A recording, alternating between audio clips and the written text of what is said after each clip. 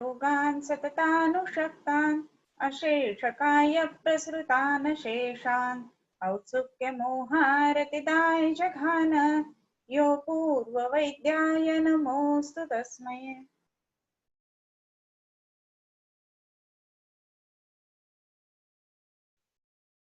आपला श्वास आणि हिक्का याचा निदान बघून झालेलं होतं.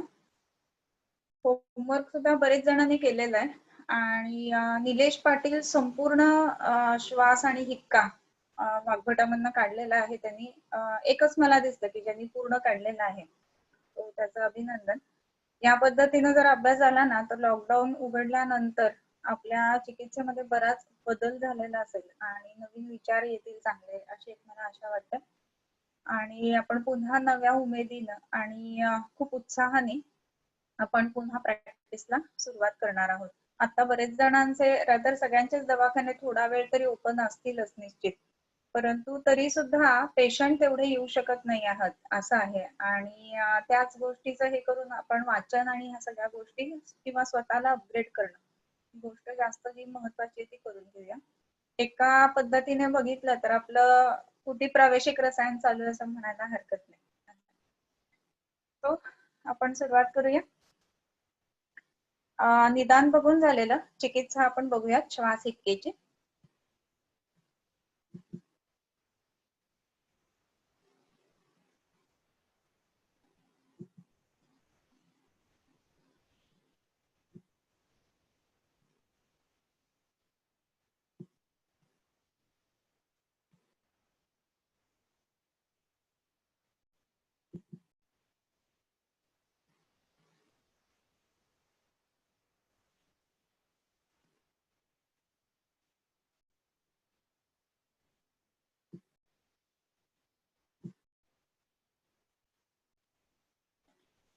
तो श्वास हिद्मा किंवा श्वास हिक्का चिकित्सा वाग्भटामधूनच आपण वाचायला सुरुवात करूया.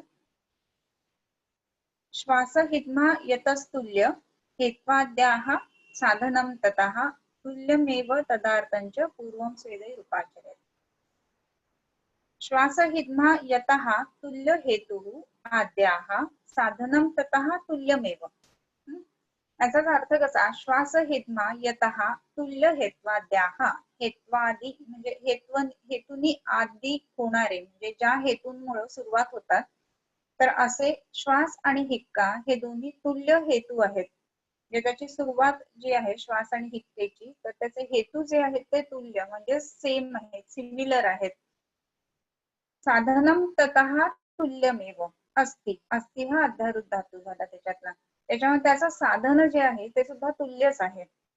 साधन म्हणजे काय, तर त्याची चिकित्सा किंवा ज्या मार्गाने आपण ते साध्य करणार आहोत ते जे आहे ते साधन. सो हे जे साधन आहे ते सुद्धा तुल्यच आहे. म्हणून श्वास आणि हिक्केची चिकित्सा सुद्धा इथे एकत्रितच सांगितलेली आहे, वेगळी वेगळी अशी चिकित्सा सांगितलेली नाही. ओके. त्याच्यानंतर तदार्थंच पूर्वं स्वेदैः उपाचरेत् स्निग्धैर लवण तैलाक्तं तैः खेषु ग्रथित कफः सुलीनो अपि विलीनः अस्य कोष्ठं प्राप्तः सुनिर्हरः स्रोतसां सात् मृदुत्वञ्च मारुतश्च अनुलोमता. मूळ धातू काय ह्याच्यामध्ये पहिल्यांदा पहिल्या ओळीमध्ये बघितला तर उपाचरे.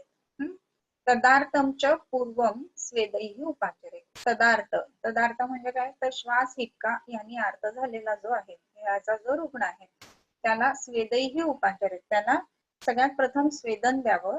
आणि हे स्वेदन कोणाला द्यावं, तर स्निग्धैर लवणैर तैलाक्तं तैः, ज्याला स्निग्ध आणि लवण अशा गोष्टींनी तैलाक्त केलेलं आहे अशाला स्वेदन द्यावं. पूर्ण ओळ कशी झाली, तदार्थंच पूर्वं स्निग्धैर लवणैर तैलाक्तं तैः स्वेदैः उपाचरेत्. बरोबर. सो ह्या पद्धतीनं म्हणजे काय, तर स्निग्ध आणि लवण ह्या गोष्टी एकत्र करून त्याप्रमाणे स्वेदन द्यावं. मग नुसतं स्नेहन द्यावं आणि मग स्वेदन द्यावं असं नाही आलेलं आहे. आणि ह्याच्यामध्ये ना क्रम सुद्धा महत्वाचा आहे बरं का. म्हणजे इतर जर का व्याधी बघितले तुम्ही किंवा वाताचा उपक्रम, एक उदाहरणार्थ वातस्य उपक्रमः स्नेहः स्वेदः संशोधनं मृदू असं म्हटलंय.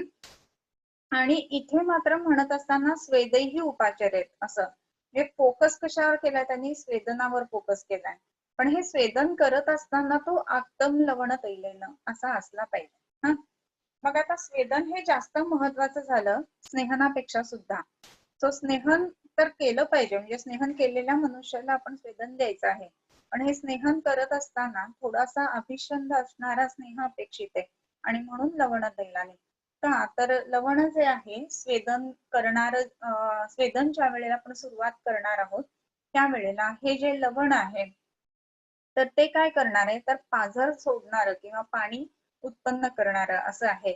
आणि किंवा पाणी म्हणण्यापेक्षा स्राव उत्पन्न करणार, तर तसं आक्तम लवण तैलेन अशा पद्धतीनं स्वेदन द्यावं. त्यांनी काय होतं, खेशु ग्रथितः कफः सुलीनः अपि विलीनः अस्य कोष्ठं प्राप्तः सुनिर्हरः स्रोतसां स्यात् मृदुत्वं च. स्रोतसां स्यात् मृदुत्वं, या संपूर्ण ह्याच्यातला क्रियापद किंवा वर्ब कोणतं झालं तर स्यात्. काय घडतं, स्यात् म्हणजे स्रोतसां मृदुत्वं स्यात्, स्रोतसांच्या ठिकाणी मृदुत्व येतं. आणि काय होतं तर खेशु ग्रथितः कफः सुलीनः अपि, खेशु स्रोतसांमध्ये ग्रथित झालेला जो कफ आहे तो सुलीन म्हणजे तो त्याच्यामध्ये स्रोतसांमध्ये लीन झाला असला तरीही विलीनः अस्य, तो विलीन होऊन कोष्ठम प्राप्तः सुनिर्हरः, कोष्ठामध्ये प्राप्त होतो आणि मग तो बाहेर काढण्यासाठी योग्य किंवा सोपा पडतो. तो त्या दृष्टीने सुनिर्हरः. म्हणून काय करा तर स्वेदन द्या. तर स्वेदन महत्वाचं आहे, म्हणून पूर्वम स्वेदैही उपाचार आहेत असं आहे. स्नेहनाने तो पुन्हा येणार आहे का, कोष्ठ शाखा गती अशा आपल्याला शिकवलेल्या होत्या सूत्रस्थानामध्ये, की कोणकोणत्या कारणांनी दोष ह्याच्यातून कोष्ठातून शाखांकडे जातात आणि कोणत्या कारणांनी दोष शाखांतून कोष्ठांकडे जातात. राईट. सो हे जे आहे ना, तर हा तुम्हाला होमवर्क आहे, तो हे तुम्ही काढून ठेवायचा की कोष्ठ शाखा गती काय आहे. काढून ठेवायचं म्हणजे अक्षरशः 3 ते 3.5 ओळीतले श्लोक येते, परंतु ते पाठ करून ठेवा, म्हणजे काय केल्यानंतर कुठे कशी गती निर्माण होते या गोष्टी आपल्याला लक्षात येतात. आणि म्हणून परत एकदा मला असं सांगावं वाटतं की श्वास हिक्का असताना स्वेदनाला महत्व देण्यासाठी स्वेदैही उपाचार आहेत असं म्हटलंय. मग स्वेदनाला महत्व का, तर कोष्ठ शाखा गती बदलण्यासाठी स्नेहन काम नाही करत, स्वेदन काम करते. राईट. सो त्या गोष्टीसाठी स्वेदन महत्वाचं, आणि म्हणूनच स्वेदैही उपाचार आहेत. या स्वेदनाने काय घडतं तर तैही खेशु ग्रथितः कफः, त्या स्रोतसांमध्ये ग्रथित झालेला घट्ट झालेला असा जो कफ आहे, लीन असा सुद्धा असला तरी देखील तो विलीन होऊन कोष्ठाच्या ठिकाणी येतो. आणि कोष्ठाच्या ठिकाणी एकदा आल्यानंतर मग तो निर्हरण करण्यासाठी सोपा आहे. आणि ह्याच्याशिवाय आणखीन एक गोष्ट काय घडते तर स्रोतसां स्यात् मृदुत्वंच, स्रोतसांच्या ठिकाणी तिथे मृदुत्व येतं. आणि मारुतःच्या अनुलोमता ही गोष्ट महत्वाची. मारुत, मारुत म्हणजे वायू, आणि वायूचं अनुलोमन होतं. वायूचे तुम्हाला जर जमलं ना तर करा, हे खूप छान आहेत बरं का. म्हणजे वायूचे समानार्थी सगळे शब्द काढायचे. म्हणजे आपण बघतो की अनिल, पवन, चंचल, त्याच्यानंतर आता हा मारुत किंवा विश्वगास्थित असा जे शब्द आलेले आहेत ना, तर त्या प्रत्येकाचं शब्दाचा अर्थ मग आपल्याला लक्षात येतं की मारुत असा शब्द का इथे वापरलेला असेल, या अर्थाने मरुत या अर्थाने आलेला आहे. तर पवन नाही म्हटलं इथं, किंवा चंचलत किंवा अनिल असा शब्द नाही वापरलेला आहे. तर त्या दृष्टीने वायूचे जे वेगवेगळे गुणधर्म आहेत ना ते अध्यारोप करणार विशेषत्वाने हे मरुत हे शब्द तिथे वापरलेले आहे. तर एक काढा जरा आणि मग त्याप्रमाणे आपण त्याच्यावर डिस्कस करू. एक दिवशी मी तुम्हाला सांगितलेलं होतं की इव्हन वैद्य जो आहे ना, तर वैद्याला पण खूप वेगवेगळ्या नावांनी वाग्भटाने संबोधलेलं आहे. जसं गीतेमध्ये जेवढी कृष्णाची नावं आहेत ना त्याच्याही पेक्षा जास्त कदाचित अर्जुनाची नावं आहेत.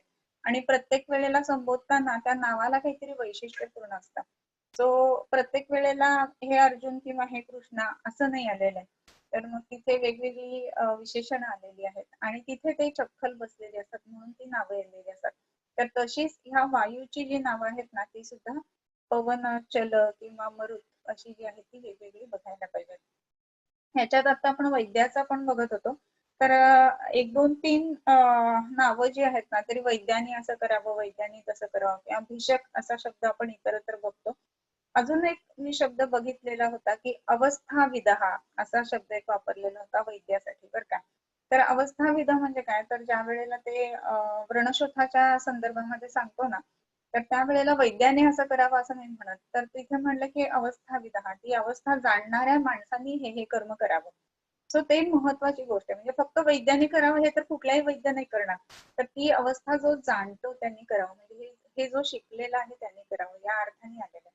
थोडस विषयांतर आहे भाषांतराच्या किंवा सिनोनिम्सच्या बाबतीमध्ये म्हणून, परंतु अशा पद्धतीने जर आपण वाचायला गेलो ना वाग्भट, तर आपल्याला जास्त चांगल्या पद्धतीने समजायला लागतो, म्हणून तो विषय सांगितला. त्याच्यानंतर आता काय करावं, तर स्विन्नम भोजयेत अन्नम स्निग्धम अनुपजैः रसैः दध्यात् उत्तरेण वा दधी उत्तरेण वा दद्यात् ततः अस्मै वमनं मृदु विशेषात् कास वमथु हृद्ग्रहस्वरसादिने पिप्पली सैंधव क्षौद्रयुतम वाता विरोधी यत् स्विन्नम च भोजयेत अन्नम. ह्याप्रमाणे स्वेदन झाल्यानंतर, स्वेदन जो झालाय त्याला काय म्हणणार आपण, स्विन्न. स्विन्न झाल्यानंतर काय करावं, तर त्याला अन्नाचं भोजन द्यावं. मग हे अन्न कसं असावं, तर स्निग्ध अनुपजैः रसैः, स्निग्ध असलं पाहिजे, म्हणजे त्याच्याबरोबर स्नेह कोणता ना कोणता तरी असला पाहिजे, आणि अनुप मांस रसासोबत वापरावं. आता मला खरं खोटं किंवा काही माहित नाहीये,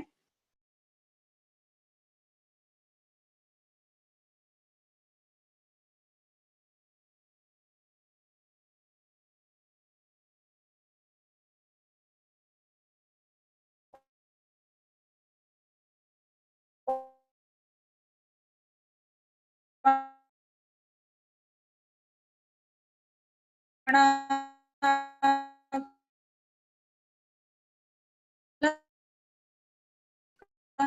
हे माहित असेल की श्वास किंवा दमाचं जे औषध असतं ना, पेपरला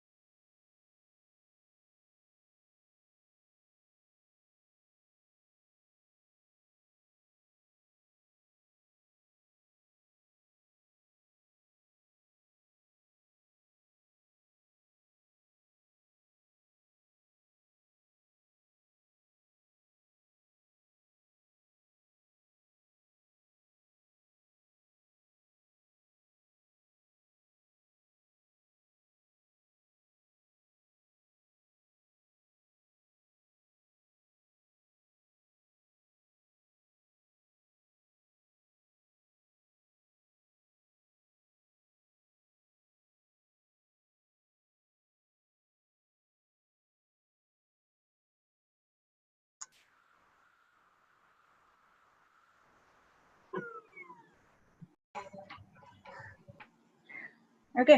सो आपण हे बघितलेलं होतं की स्नेहन करावं, स्नेहन केलेल्या अशा लवण तैलाक्त अशा मनुष्याला आपण स्वेदन द्यावं, इथेपर्यंत आपण बोललेलो होतो. मग स्वेदन दिल्यानंतर काय करावं, तर स्विन्नम च भोजयेत अन्नम स्निग्धम अनुपजैः रसैः दधी उत्तरण वा दद्यात् ततोस्मै वमनं मृदुम. स्वेदन द्यावं आणि अनुपरसाचं असा मांसरस वापरावा आणि तो स्निग्ध करून द्यावा. आणखीन काय द्यावा, तर दधी उत्तरेण वा दद्यात् तस्मै वमनं मृदु वमनं मृदु. दधी उत्तर, उत्तर दही म्हणजे हे बर का, दह्याची निवळ जी असते ना, किंवा दह्याचं जे पाणी असतं तर त्याला उत्तर असं म्हणतात. म्हणजे उत्तर म्हणजे नंतरचं या अर्थाने. तर दही घेतल्यानंतर जे उरतं ते, तर काय उरतं, तर दह्याची निवळ उरते म्हणून. तर त्याच्याने काय द्यावं, दद्यात ततोस्मै वमनं मृदू, त्या गोष्टीने वमन द्यावं, दह्याच्या निवळी बरोबर वमन द्यावं. आता हे काही वामक द्रव्य म्हणून सांगितलेलं नाहीये, बरोबर, आणि तरी सुद्धा दह्याच्या निवळी बरोबर वमन द्यावं असं जे काही आलेलं आहे ना, तर हे कशासाठी आलेलं असेल, तर ह्याचा आपण एक विचार करायला पाहिजे. तर दह्याच्या निवळी बरोबर वमन द्यावं असं म्हणत असताना दह्याची निवळ जी आहे तर ती क्लेद उत्पन्न करणारी आहे, शरीरामध्ये स्राव उत्पन्न करणारी आहे. आणि हा जो श्वास आहे ना, आपण सुरुवातीपासून बघतोय की त्याच्यामध्ये अवरोध आहे, परंतु गती विकृती जी आहे ती वाताची आहे. आणि त्याच गोष्टीमुळे थोडासा स्राव उत्पन्न होऊन गती विकृती नष्ट व्हावी आणि वाताचं रौक्ष जास्त वाढू नये, ह्या दृष्टीने इथे प्रत्येक ठिकाणी तुम्ही जर का बघितलं ना, तर कुठेतरी स्राव उत्पन्न करणाऱ्या अशा गोष्टी वापरलेल्या आहेत. आणि म्हणूनच अनुपम मांस वापरावं असं म्हटलेलं आहे, नक्की जांगलेलं मांस वापरावं. तर त्या दृष्टीने सुद्धा अनुपम मांस जे आहे ते थोडंसं क्लेदकर आहे, म्हणून मांसरस वापरताना सुद्धा अनुपम मांसरस वापरायचा आहे. आणि वमन देताना दधी उत्तरेनं म्हणजे दह्याच्या निवळी बरोबर वमन द्यायचं. पण ते वमन कसं असलं पाहिजे, तर मृदू वमन द्यावं, म्हणजे 1 2 3 4 वेग आले की ते थांबवावं. अगदी आपण उत्तम मात्रेमध्ये शोधन म्हणतो ना, तर तशा पद्धतीचं वमन इथे अपेक्षित नाहीये. आणखीन काय द्यावं, तर विशेषात कास वमथू हृदग्रह स्वर साधीने पिप्पली सैंधव क्षौद्र युक्तम वाता विरोधीयत. विशेषात कास वमथू हृदग्रह स्वर साधीने. आता महत्वाचे 4 लक्षणं सांगितलीत, जिथे कास आहे, वमन आहे, वमथू आहे, हृदग्रह आहे आणि स्वरसाध आहे. स्वरसाध म्हणजे ज्या वेळेला घसा फुटणं किंवा आवाज फुटणं ज्याला आपण म्हणतो तसं आहे, त्या वेळेला काय द्यावं, तर पिप्पली सैंधव क्षौद्रयुक्तम वाताविरोधी चयत. पिप्पली, सैंधव आणि मध असं वापरावं, पण ते वायूच्या विरुद्ध होईल असं नाही द्यायला पाहिजे. वाता अविरोधी अशी द्रव्य या ठिकाणी वापरायला पाहिजेत. पिप्पली सैंधव वापरत असताना 2 गोष्टी आपण परत बघतो इथं, की पिंपळी जी आहे ती कासवासासाठी उत्तम आहे, ठीक आहे. मग सैंधव कुठून आलं, मध कुठून आलं, तर मधाबरोबर चाटण किंवा लेह द्यायचा म्हणून मध सुद्धा चांगलं आहे एका दृष्टीने आपण विचार करू. परंतु इथे महत्वाची गोष्ट अशी आहे की ही जी पिप्पलीच्या बरोबर सैंधव येतं ना, ते परत सैंधव जे आहे ते स्राव उत्पन्न करणार शरीरामध्ये असं आहे. तो ह्या स्रावाच्या साठी म्हणून हे सैंधव वापरायचं आहे.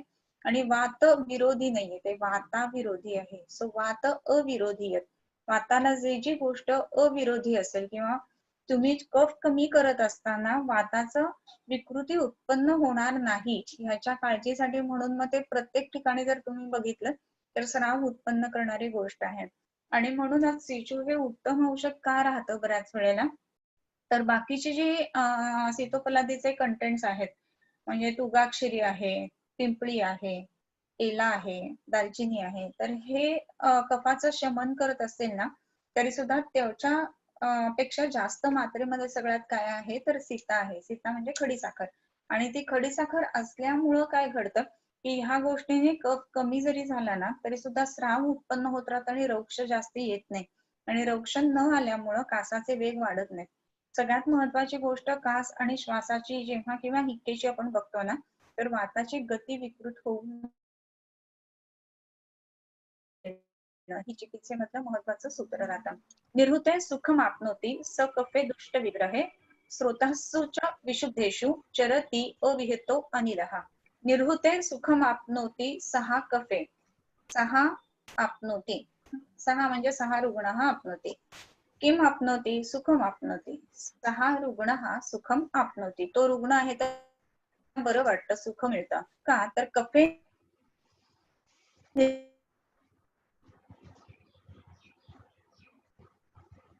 हॅलो मॅडम, पीपीटी परत शेअर करावी लागेल. कफ हे स्रोत कफ. हा नाही येते काय माहित आवाज. आवाज थोडा मध्ये कट होतोय. आय थिंक थोडा इंटरनेटचा इश्यू आहे आणि पीपीटी परत शेअर करावी लागेल. ओके ठीक आहे. मध्ये डिस्कनेक्ट झालं होतं ना, त्यामुळे ते शेअरिंग गेलंय. सो परत शेअर. ओके ठीक आहे.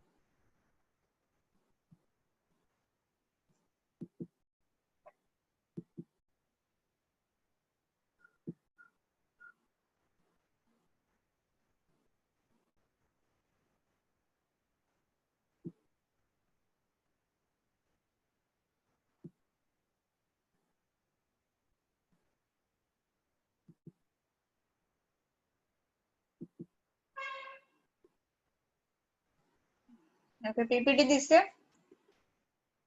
हो येस. हा, ओके, थँक्यू.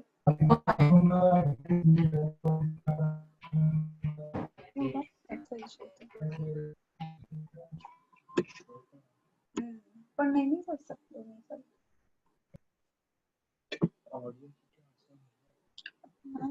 डायरेक्ट कसं.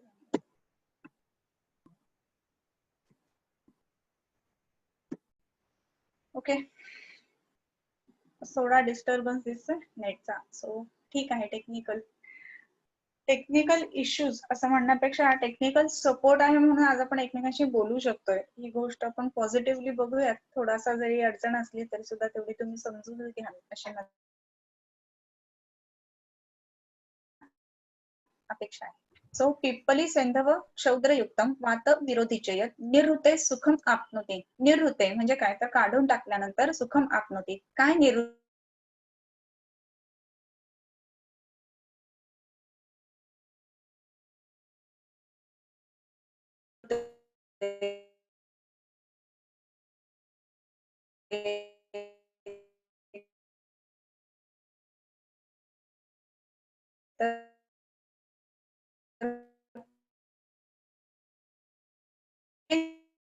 निवृत्ते सुखम आपनोती.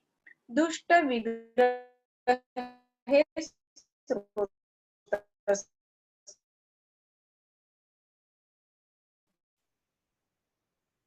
आय थिंक परत इंटरनेट थोडासा स्पीड कमी आहे गौरी तुमच्या साईडला, त्याच्यामुळे आवाज आता परत कट झालाय.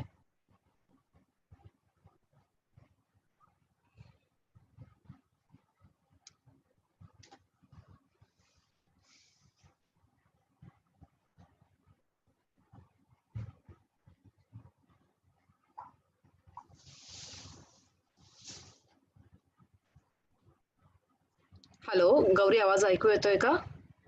हा येतोय. हा हा, ते डिस्कनेक्ट होऊन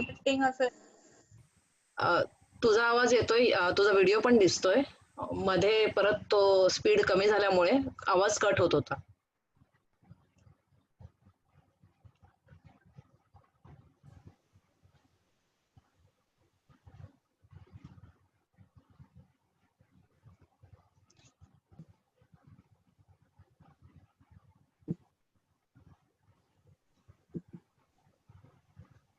हा दिसते, पीपीटी दिसते आता.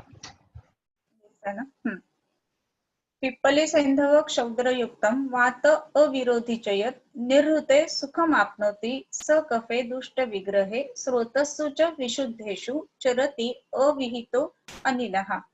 अविहत, विहत म्हणजे आघात झालेला, अविहत म्हणजे जो अजिबात अडथळलेला नाहीये किंवा कशाचाही ज्याला आघात होत नाहीये, असा अनिलः, असा वात जो आहे तो चरती.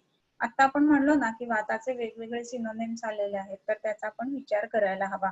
तर त्या दृष्टीने इथे अनिलः म्हटलं आणि वरती मरुत म्हटलेलं होतं. तर ह्या दोन गोष्टींचा काय वेगळा संबंध आहे का, किंवा त्याला काय त्यांना म्हणायचं आहे ह्याचाही आपण एक विचार करायला पाहिजे. सो असा ज्या वेळेला वात अविहत असा चरती ज्या वेळेला स्रोतसांमध्ये, त्यावेळेला मग तो रुग्ण आहे सहा सुखम आपनोती असं म्हटलेलं आहे. सो वाताची गती ही शरीरामध्ये प्राकृत असणं अतिशय महत्वाचं असतं. आणि वाताची गती जिथे जिथे अविहत चालते तिथे तिथे सगळ्या गोष्टी, सगळी स्रोतस जी आहेत ती चांगल्या पद्धतीनं काम करणार आहेत. परंतु जिथे जिथे स्रोतसांच्या मध्ये अडथळे येत आहेत ना, तर त्यावेळेला मग वाताच्या गतीमध्ये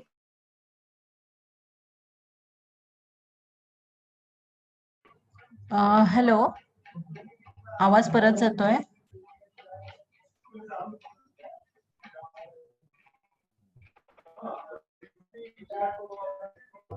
हॅलो,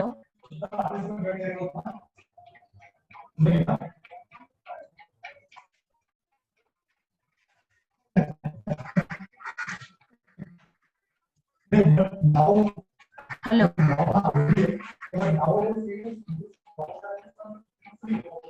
हॅलो, आवाज जातोय तुमच्याकडून परत.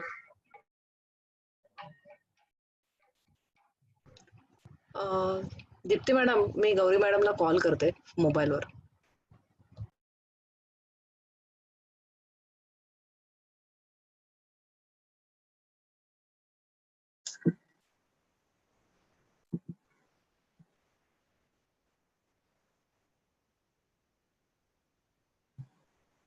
काय नको करू ग.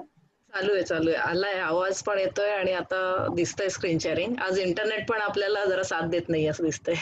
Actually, नाही ठीक ठीक आहे. आहे, no problem. I think you can continue. Right. So निर्हुते सुखमाप्नोति स कफे दुष्ट विग्रहे स्रोतस्सु च विशुद्धेषु चरति अविहतो अनिलः. तर अविहत अनिल शरीरामध्ये चालू असला पाहिजे, चरती असा असला पाहिजे. तर ज्या वेळेला आपण अविहत असा विचार करतो ना, तर कुठेही अडथळा न आलेला. तर या संदर्भात मला एक उदाहरण सांगावंसं वाटतं की आपल्याला वारं जर आहे, आता वाऱ्याचंच उदाहरण घेऊ किंवा पाण्याचं उदाहरण घेऊ. पाण्याचं जास्त आपल्याला मूर्त राहतं वाऱ्यापेक्षा सुद्धा. सो एखादा प्रवाह पाण्याचा चालू आहे आणि त्याला कुठेही अडथळा नाही, सगळं व्यवस्थित चालू आहे. परंतु आपण समजा त्या पाण्यावरती एखादी भिंत बांधली, जसं धरण बांधतात ना, धरणाला टेक्नॉलॉजी आहे ते सोड नॉर्मल भिंत बांधली असं पण समजू, आणि तो जो प्रवाह आहे ना त्याला पण अडथळा उत्पन्न केला, आणि अडथळा उत्पन्न केल्यानंतर काय व्हायला लागतं, तिथपर्यंत पाणी येतं आणि ज्या भिंतीच्या जवळ जे आहे ना, तर त्या पाण्याचा जो भिंत तोडण्याचा जो फोर्स आहे ना, तर तो तिथे वाढलेला दिसतो, कारण की सगळ्याचा सगळा फोर्स एकाच ठिकाणी तो एकवटला जातो. राईट. सो ज्यामुळे जिथे अडलेलं आहे ना, तर तिथे गती जी आहे ती त्या पाण्याची किंवा तत्सदृश वाऱ्याची गती जी आहे ना, तर ती अडवली जाते आणि त्याच्यामुळे आयदर ती रिव्हर्स होते किंवा चारी दिशांना फेकली जाते आणि मग वाताच्या गतीमध्ये विकृती उत्पन्न होतात. सो ह्या दृष्टीने आपण एक विचार करायला पाहिजे की ज्या वेळेला होड्या असायच्या बघा पूर्वीच्या काळामध्ये, शिडाच्या होड्या वगैरे, तर ते शिड कसं हे करायचं, त्याचं एक टेक्निक असायचं, त्याच्यानुसार त्या होडीची दिशा वगैरे बदलायची. परंतु सगळंच्या सगळं जर का वारं त्या शिडामध्ये भरलं तर ते शिड फाटून जातं, असं होतं. राईट. सो ते का होतं, तर वारं तर सगळीकडनंच वाहत आहे, पण ह्यांनी विरोध केलेला आहे शिडानी मध्ये येऊन, आणि त्याच्यामुळं त्याच्या ठिकाणी त्याला हे करण्यासाठी, पिअर्स करण्याच्या दृष्टीने ती गती खूप मोठी राहते वाताची, आणि तशा पद्धतीचं. आणि ज्या वेळेला इथून समजा हे अडकतंय वारं, तर दोन गोष्टी होतील, हे रिव्हर्स जाऊन पुन्हा जाईल आणि इथे येणारं वारं आहे ना ते चारी दिशांना फेकलं जाईल. सो आपण एक एक्सरसाइज केलेला होता काल की वाताच्या वृद्धीची लक्षणं, वाताच्या दृष्टीची लक्षणं आणि वात गती बिघडल्यानंतर आपण चौथ्या अध्यायामध्ये बघतो की त्या पद्धतीची. तर ही वेगवेगळी लक्षणं वाताची म्हणून हे उत्पन्न होत असतात. सो त्या दृष्टीने स्रोतस्सु विशुद्धेषु ही गोष्ट महत्वाची राहते.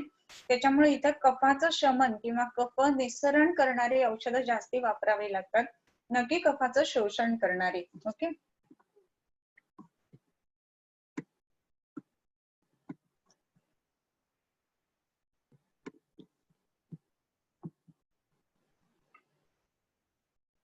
म्हानो उदावर्त तमके मातुलुंगाम्ल वेतसैः हिंगु पीलु गिडैर्युक्तम् अन्नं स्यात् अनुलोमनम् ससैंधवं फलाम्लं वा कोष्णं दद्यात् विरेचनम्. आणखीन काय काय करा, तर काय असेल तर म्हान म्हणजे पोटामध्ये जर का गुबारा धरलेला असेल तर, उदावर्त तमके, उदावर्त असताना, आता जे आपण म्हणलो ना की वाताची गती जेव्हा विकृत होते, नॉर्मल ज्या दिशेने जायला पाहिजे त्याच्यापेक्षा त्याला अडथळा आल्यामुळं जो उलट्या दिशेने चालतो त्याला आपण उदावर्त असं म्हणतो. आणि काय तर तमके, तमक श्वास असताना काय करायचं, तर मातुलुंग अम्लवेतसैः पीलू हिंगू बिडैर्युक्तम अन्नम स्यात् अनुलोमनम. मातुलुंग, अम्लवेतस, हिंग आणि पिलूचं फळ, पिलू, बीड आणि बिडलोन, ह्या सगळ्या गोष्टी ज्या आहेत ना त्या एकत्र करून अन्न असं द्या की जे वाताचं अनुलोमन करेल. परवा मी ग्रुपवरती बघितलं, मला वाटतं मधुरानी 2 डाळिंब घातलेली होती मिक्सर मधनं काढून आणि त्याचं आमटी बनवलेली होती, त्याच्यामध्ये आमसूल किंवा चिंच नव्हतं, सगळे बंद आहेत गोष्टी, तर त्याच्यामुळे डाळिंब वापरलेलं होतं. तर खूप छान आहे ही गोष्ट बरं का. म्हणजे अशा पद्धतीनं गृहिणीची जी कल्पकता आहे ना ती निश्चितच कामाला येत असते. आमटण ज्याला आपण म्हणतो ना की आंबट वस्तू वापरणं, खोकला किंवा श्वास दमा असं म्हटल्यानंतर आंबट वर्ज करणं असं लोकांना वाटत असतं, परंतु तुम्ही आता ग्रंथांमध्ये बघताय की आंबट गोष्ट द्या का, तर वाताचं अनुलोमन करेल म्हणून. मग आता रसभेदी अध्यायामधलं आपल्याला आंबट रस माहिती असायला पाहिजे की आंबट रसाची कामं काय आहेत. नसतील माहिती तर मग अवघड व्हायला लागतं. तर होमवर्क आहे तुम्हाला की आंबट रसाची कामं आणि तो जास्त झाला तर आणि त्याची लक्षणं काय आहेत.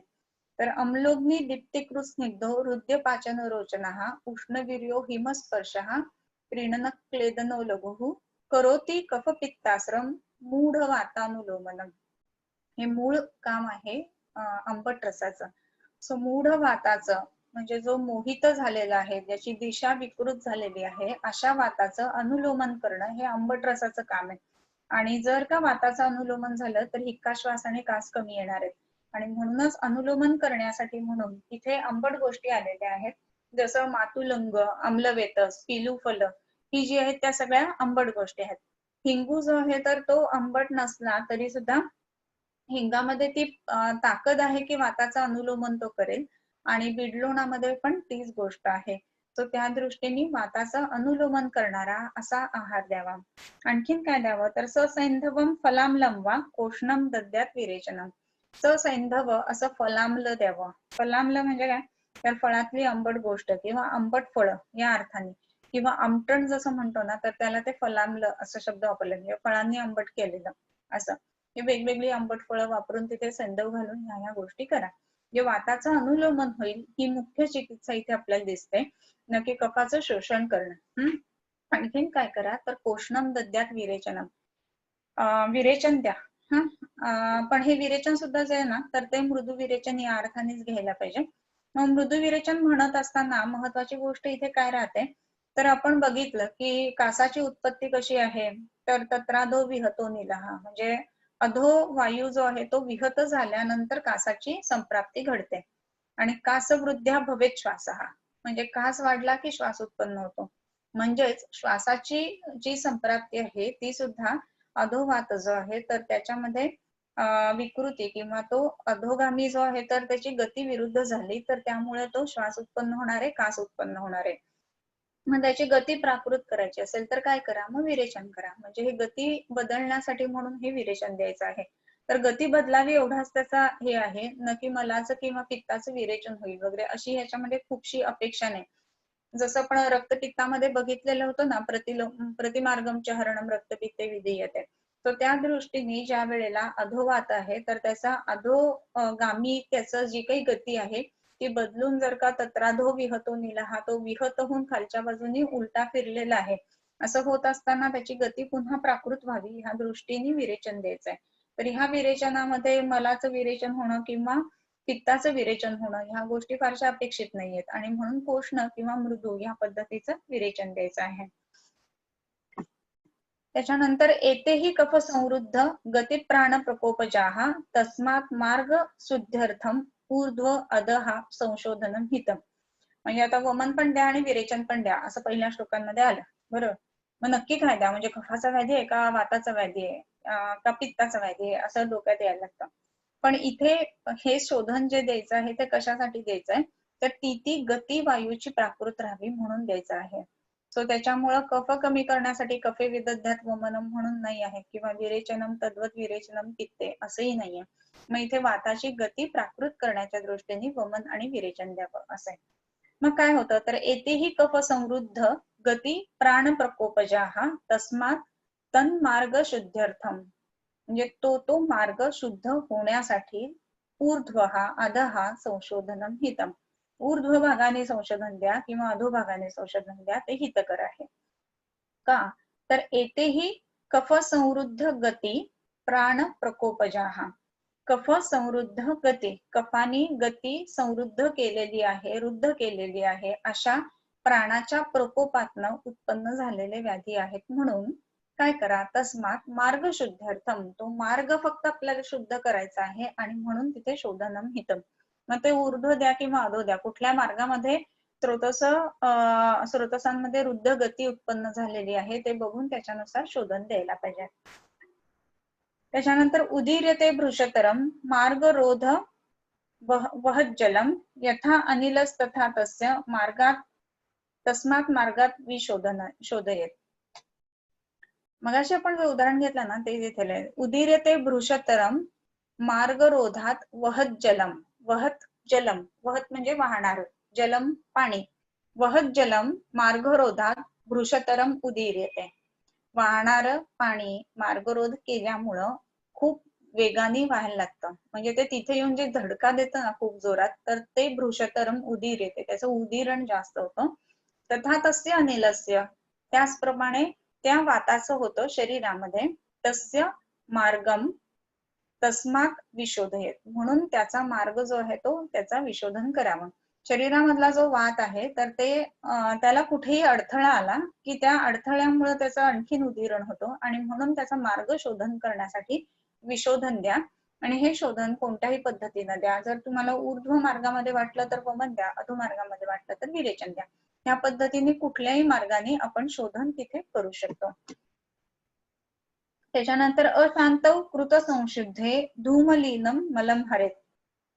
अशांतौ कृत संशुद्धे, कृत संशुद्धे अशांतौ धूमैहि लीनम मलम हरेत.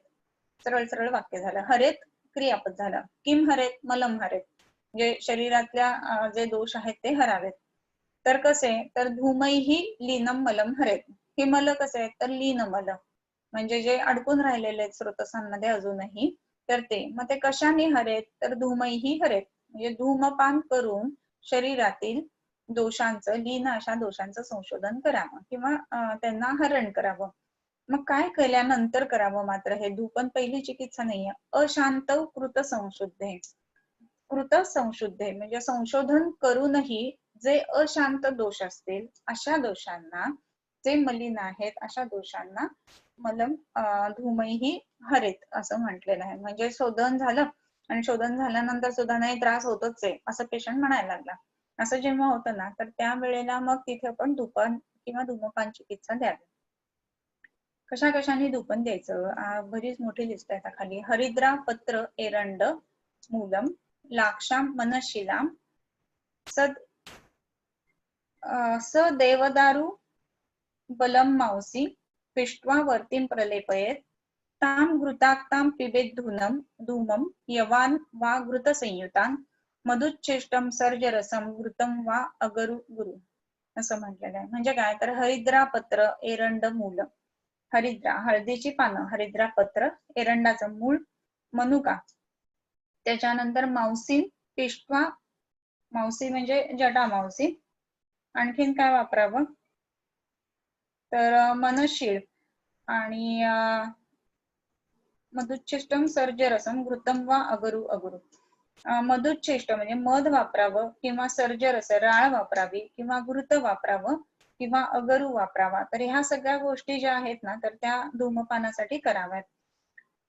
त्याच्यामध्ये हरिद्रा पत्रम एरंड मूलम द्राक्षा मनशीलाम स देवदारू, म्हणजे त्याचा देवदार, आल असा शब्द आहे, देवदारू आलम मावसी जटा मावसी पिष्ट्वा वर्तीम प्रलेपयत, ह्या सगळ्याची मिळून वर्ती करावी. आणि ही वर्ती केल्यानंतर ताम घृताक्ताम पिबेत धूमम, ते सुद्धा साधी वर्ती केली आणि लगेच वृक्ष धूम घेतला असं नाही. मग कसा घ्यायचा आहे धूम, तर घृताक्त करून घ्यायचा आहे. म्हणजे काय, तर ते तुपामध्ये बुडवून मग त्याचा धूम घ्यायचा आहे, म्हणजे स्नेह धूम घ्यायचा आहे. यवान वा घृत संयुतान, किंवा यव जे असतात तर त्याला तूप चोळून म्हणजे तूप लावून त्याच्या संयुक्त करून आणि त्याप्रमाणे तिथे त्याचा धूमपान घ्यायचा आहे.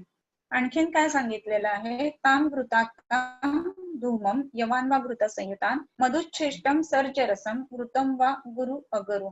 मधुच्छिष्ट, मधुच्छिष्ट म्हणजे मेण बर का, म्हणजे मध किंवा मेण या दोन्ही अर्थाने ते घेतलं जातं.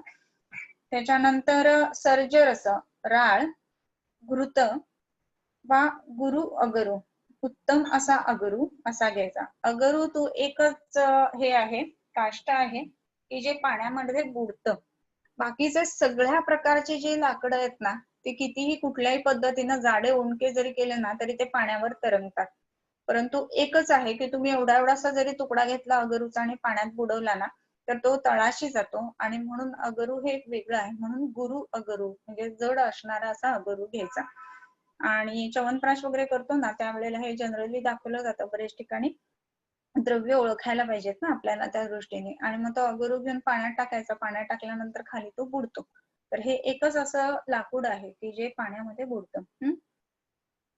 त्याच्यानंतर चंदनम वा यथाशृंगम बालान वा श्रावजान गवाम, ओके, किंवा चंदन घ्या आणि काय घ्या, तर शृंगम बालान वा स्रावजान गवाम. गवा म्हणजे गाय बर का. गाईचं शिंग किंवा गाईचे बाल म्हणजे केस किंवा गाईचा स्राव असं म्हटलेलं आहे. स्राव म्हणजे हे जे खाली पोळी असते ना तर त्याला गवाम स्राव असं म्हटलं जातं. आणखीन हे एकदम वेगवेगळे धूप आलेले आहेत. हे काही मी स्वतः वापरलेले नाही त्यामुळे ह्याच्याबद्दल काही मी खूप जास्त सांगेल असं नाही. बाकी पहिले जे आहेत ते वापरून बघितलेले आहेत द्रव्यांच्या बाबतीमध्ये. त्याच्यानंतर वृक्ष गोधा कुरंग एण चर्मशृंग खुराणीच गुग्गुलुम वा मनोभाच शाल निर्यासमेवच. वृक्ष म्हणजे अस्वल, गोधा घोरपड, कुरंग म्हणजे हरिण, एण हरणाचा प्रकार आणि ह्यांचे काय घ्या तर चर्म, शुंग आणि खुर हे वापरा. म्हणजे हरण वगैरे ही जे आहेत त्यांची चामडी वापरायची धूपनासाठी, शृंग वापरायचं धूपनासाठी किंवा त्यांचा खुर वापरायचं धूपनासाठी. मग वा म्हटलेलं आहे तर मग त्याच्यामुळे आपण हे समजून घ्यायला पाहिजे की हे नाही मिळालं तर हे वापरा, हे नाही मिळालं तर हे वापरा, या अर्थाने ह्या गोष्टी आलेल्या आहेत. आणखीन काय तर गुग्गुलू वा मनोभावा, गुग्गुळ घ्या किंवा मनोवा म्हणजे मनशील. शाल निर्यास मेवच, शाल म्हणजे राळेचा वृक्ष तर त्याचा निर्यास म्हणजे राळ वापरा. आणखीन काय तर शल्लकी गुग्गुलम लोहम पद्मकम वा घृतप्लुतम. शल्लकी, शल्लकी म्हणजे शल्लकी गुग्गुळ असतो ना तो, शल्लकी आणि गुग्गुळ पुन्हा जे गुग्गुळाचं वनस्पती असते ती लोहाचा वापरा किंवा पद्मक आणि हे सगळं जे आहे ते पुन्हा घृतप्लुतम. जे सगळं काही जे काही धूम द्यायचा आहे ना तो वृक्ष धूम द्यायचा नाही आहे तर घृतप्लुत असा सर्व धूम हा वापरायचा आहे. आणि धूम कधी द्यायचा आहे तर कृत संशुद्धेही म्हणजे आधी वमन विरेचन करून शोधन करून घ्या आणि मग धूपन करा. त्याच्यानंतर अवश्यम स्वेदनीयानाम अस्वेद्यानामपेक्षणं स्वेदयेत ससिता क्षीर सुखोष्ण स्नेह सेचनैः उत्कारिका उपनाहेश्च स्वेद अध्यायोक्त भेषजैः उरक कंठंच मृदुभिः सामे त्वाम तू आम विधिं भजेत चरेत. अवश्यम स्वेदनीयानाम, जे स्वेद्य सांगितलेले आहेत ना तर त्यांना नक्कीच स्वेदन द्यावं. आता स्वेद्य कोण कोण आहेत तर ह्या गोष्टी आपल्याला माहिती पाहिजेत. तर तो आपला स्वेदनाचा जो अध्याय आहे त्याच्यामध्ये दिलेलं आहे की कुणाकुणाला स्वेदन द्यावं आणि कुणाकुणाला स्वेदन देऊ नये. तर सूत्रस्थानामध्ये हे अध्याय आलेले आहेत. तर सूत्रस्थानामध्ये 15वा मला वाटतं अध्याय आहे स्वेदनाचा.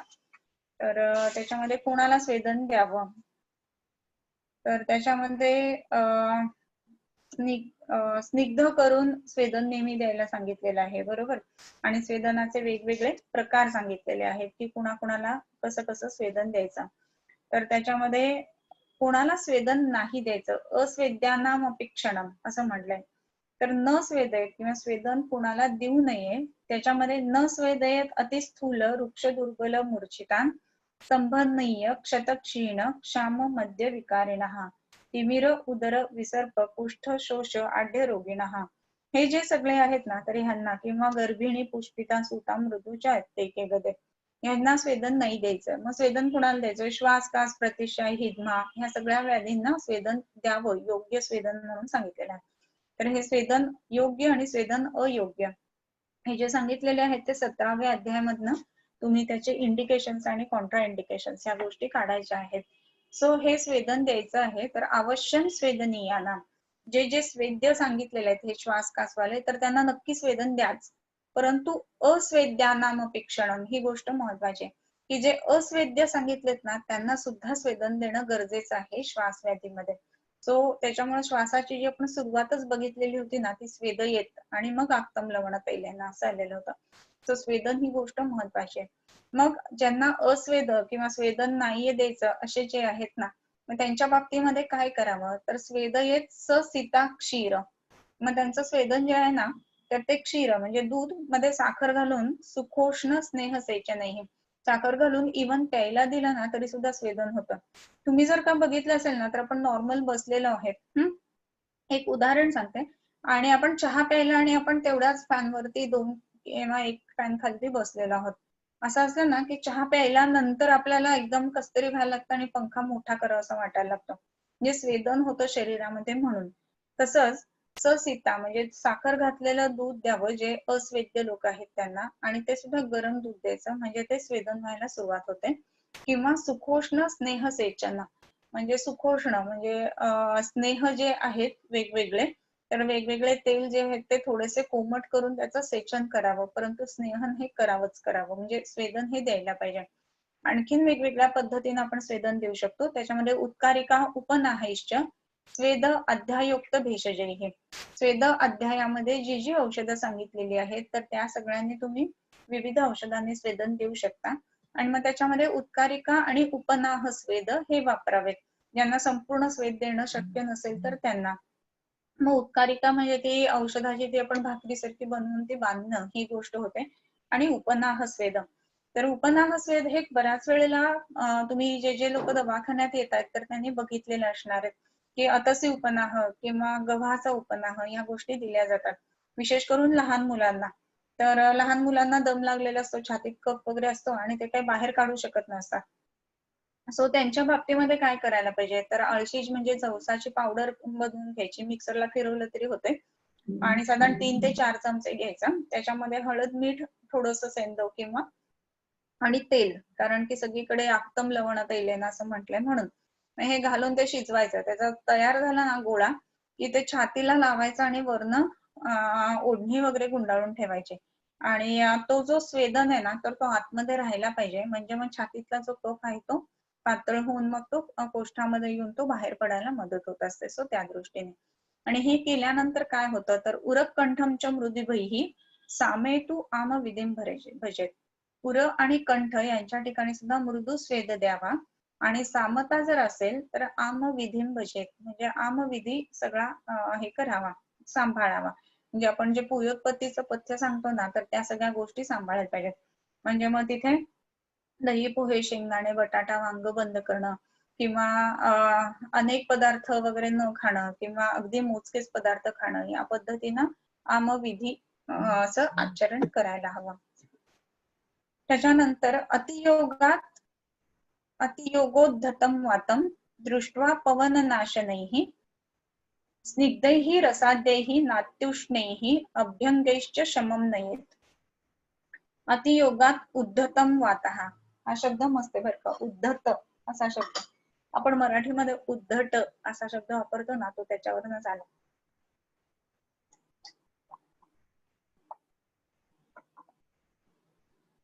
मगाशी आपण उद्वहती असा शब्द बघितलेला जलाच्या बाबतीमध्ये, आणि हा जो आहे तो उद्धत असा आहे म्हणजे की उसळून वर आलेला. बॉल आपण खेळतो ना त्यावेळेला टप्पे खेळतो जमिनीवरती, खालती मारला ना की आणखीन जोरात तो वरती येतो, तर त्याप्रमाणे जर का हे वमन विरेचन देत असताना चुकून अतियोगामुळं जर वात उद्धत झाला तर काय करावं.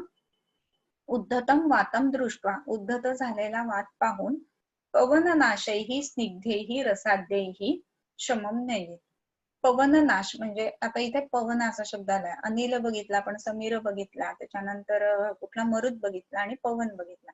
तर पवननाश करणाऱ्या जे जे आहेत गोष्टी तर त्यांनी शमम नये त्याचं शमन करावं. आणि मग हे कसं करावं शमन, तर स्निग्धैही रसाद्यैही नात्युष्णैही अभ्यंगैश्च शमम नयेत.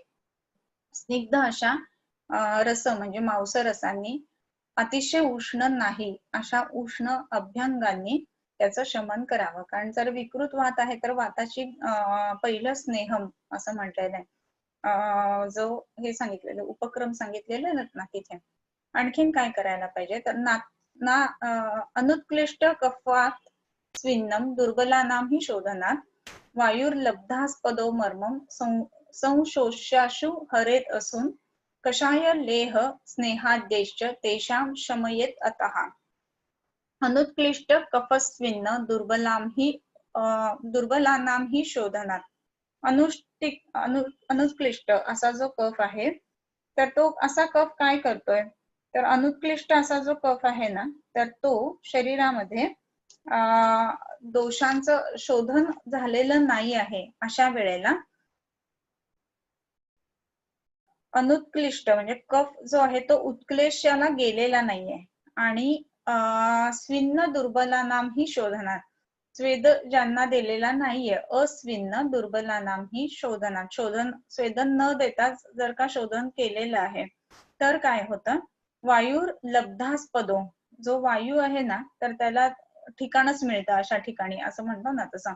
आणि मर्म संशोष आशु हरेत असून, म्हणजे मर्मांचं शोषण करून तो प्राणांचं हरण करतो. त्याच्यामुळं आपण काही वेळेला असे केसेस ऐकलेले असतात बरं का, की वमन द्यायला गेलं, अतियोग झाला आणि मग काहीतरी मिसॅप झालं असं. तर ह्या ज्या केसेस आहेत ह्या का घडत असतील, तर त्याचं उत्तर इथे दिलेलं आहे. अनुत्कृष्ट कफ, अस्विन्न आणि दुर्बलानाम ही शोधनात, 3 गोष्टी सांगितलेल्या आहेत शोधन करण्यामध्ये. काय बघितलं पाहिजे महत्वाच्या गोष्टी, तर अनुत्कृष्ट कफ असताना शोधन दिलं तर, अस्वेदन झालेलं असताना म्हणजे पूर्णपणे स्वेद झालेलं नसताना शोधन दिलं तर, आणि दुर्बल असेल तर शोधन दिलं तर. वायूर लब्धास्पद, वायूला चान्सच मिळतो आणि मग तो काय करतो की मर्मम संशोष्य हरेद असून, तीव्र तो मर्मांचं शोषण करतो आणि त्याच्यामुळे प्राणांचं हरण करतो. म्हणून 2 गोष्टी महत्वाच्या राहतात की कफ उत्कृष्ट असला पाहिजे. म्हणजे पेशंटला आपण जेव्हा स्नेहस्वेदनासाठी वमनाच्या पूर्वी नित्य बोलवत असतो ना, तर त्यावेळेला पेशंटला विचारलं पाहिजे की मळमळतंय का, किंवा अन्न जातंय का, बघितलं की नको वाटतंय का. मग ती लक्षणं आपल्याला समजतात आणि समजतं की ही स्नेहन पूर्ण झालेल्याची लक्षणं आहेत आणि आता कफ हा उत्कृष्ट झालेला आहे. आणखीन एक दुसरी महत्वाची गोष्ट जी आहे ना, तर ती अस्विन्न असं म्हणलंय. तर स्वेदनाची पण आपल्याला लक्षणं माहिती असायला पाहिजेत की काय काय झालेलं आहे.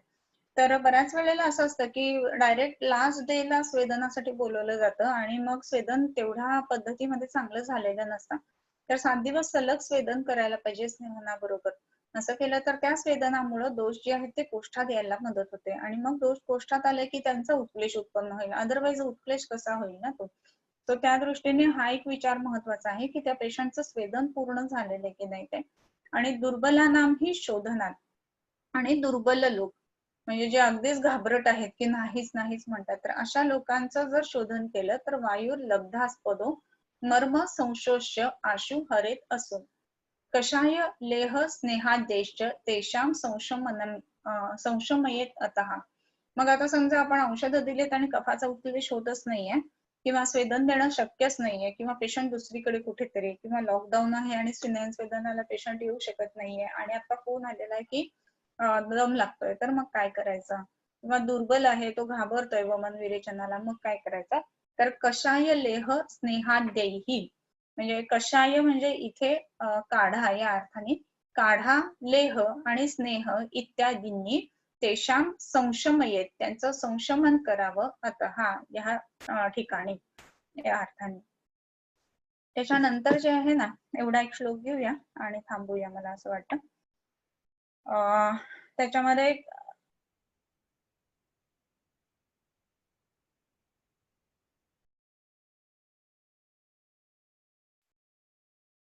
क्षीण क्षत अति मधुर किदमा आणि श्वास यांचा उपचार करत असताना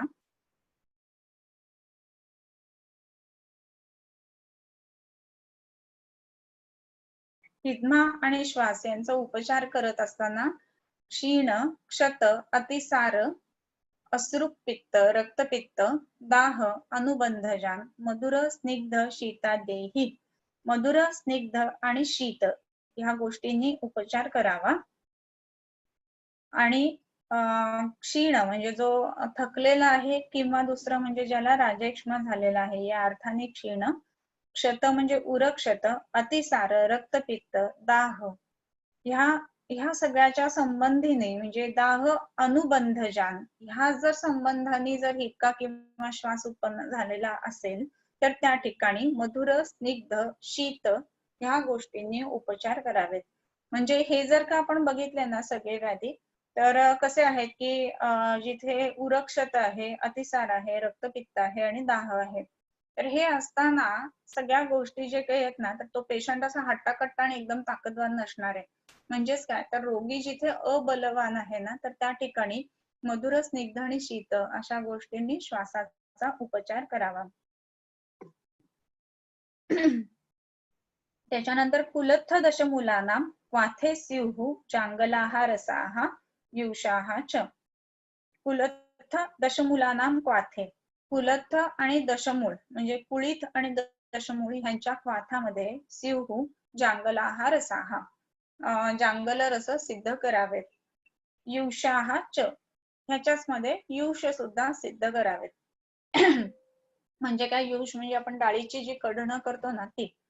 आणखीन काय काय औषधं वापरायची तर मग शिग्रू वातार्क कालग्न वृषमूलकैः पल्लवैः निंब कुलक बृहती मातुलुंगजैः व्याघ्री दुलारभा शृंगी बिल्व मध्यत्रिकंटकैः सामृता अग्नि कुलत्थैश्च युषः स्यात् क्वथितैर्जले तद्वत् रासना बृहती अतिबला मुद्गैः सचित्रकैः. असा ह्या सगळ्या वनस्पतींचा मिळून त्याचा एक युष तयार करावा असा आलंय. तर ह्याच्यातले एक 2-3 शब्द मला फक्त सांगावेसे वाटतात बरं का. तर शिग्रू वातार्क. वातार्क असा जो शब्द आहे ना तो वांग्याला आलेला आहे. वात कमी करणारा या अर्थाने वांग आलेला आहे. आणि सगळीकडे लोकांना वाटत असतं की वांग वातुळ आहे वगैरे. तर वांग वातुळ ही गोष्ट नाही आहे. म्हणजे काय आहे तर त्याच्यात जे मसाले बिसाले सगळे पडतात ना तर त्या गोष्टींमुळे त्याच्यामध्ये ऍसिडिटी उत्पन्न करणं किंवा ह्या सगळ्या गोष्टी होत असतात. तर वांग स्वतः जे आहे ना तर त्याचं नावच वातार्क असं आहे. दुसरं एक नाव आलेलं आहे कुलक. कुलक म्हणजे पडवळ बरं का. तर हे गोष्ट आपल्याला माहिती असायला पाहिजे. आणखीन एक महत्वाचा शब्द आहे की त्रिकंटक असं म्हणून.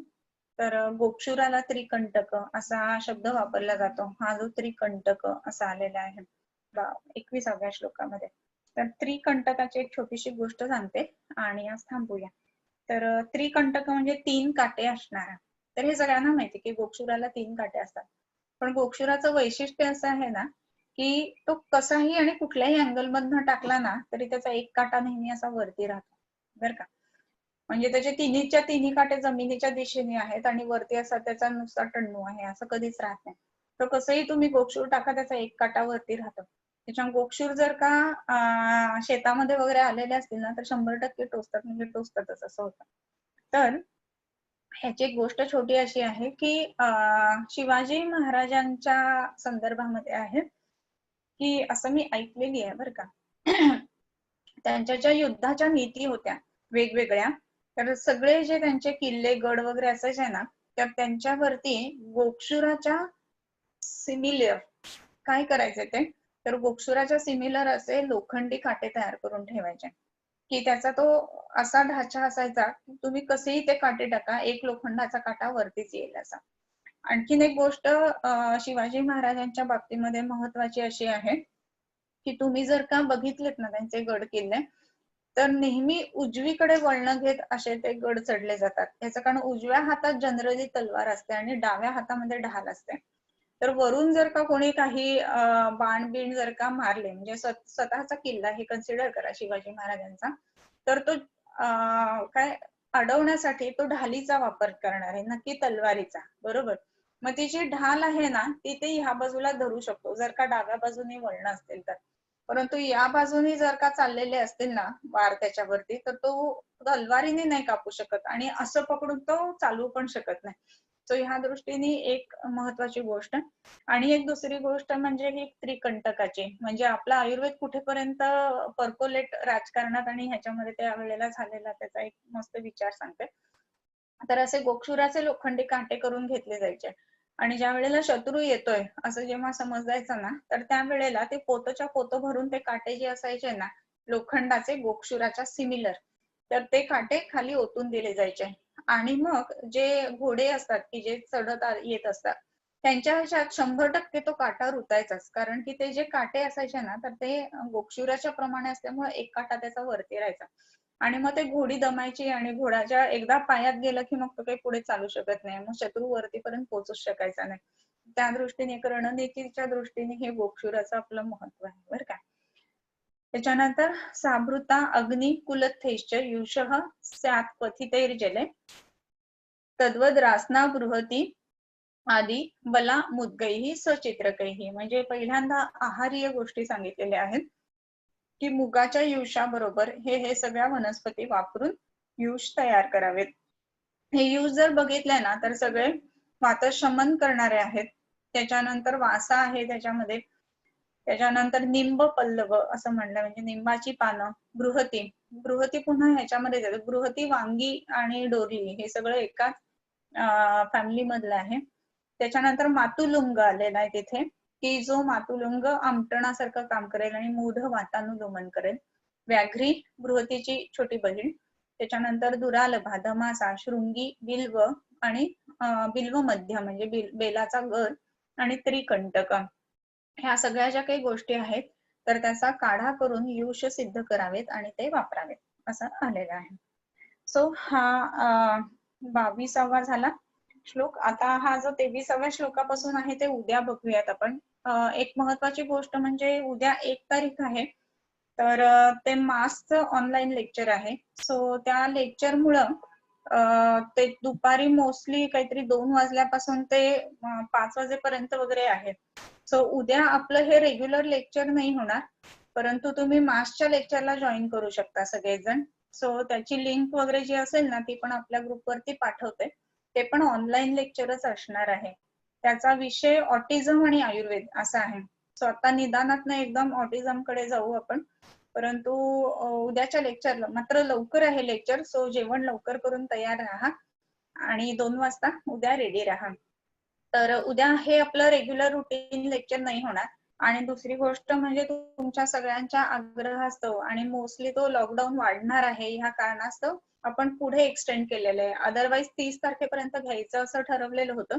तर त्याच्यामुळे बरेच जणांना तुम्हाला कदाचित मेसेजेस आले असतील की रिशेड्यूल वगैरे असं काहीतरी. तर ते जे काही रिशेड्युलिंग म्हणजे काय तर एक्सटेंडेड असं आहे.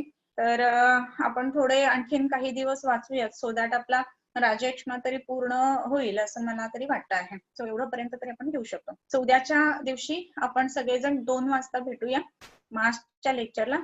विषय ऑटिझम असा आहे. आणि दुसरी एक महत्वाची गोष्ट म्हणजे बरेच जणांनी मला असं वाटतं की काहीतरी संस्कृत बद्दल विचारणा केलेली होती की आम्हाला संस्कृत थोडंसं शिकायचं आहे वगैरे. तर त्या दृष्टीने जो फनगुरुचा ऍप आहे त्याच्यावरती तुम्ही विचारून घ्या. मोस्टली त्यांचं चाललेलं आहे की संस्कृतचं थोडंसं ब्रशअप करण्यासाठीचा एक कोर्स छोटा डिझाईन करायचा वगैरे.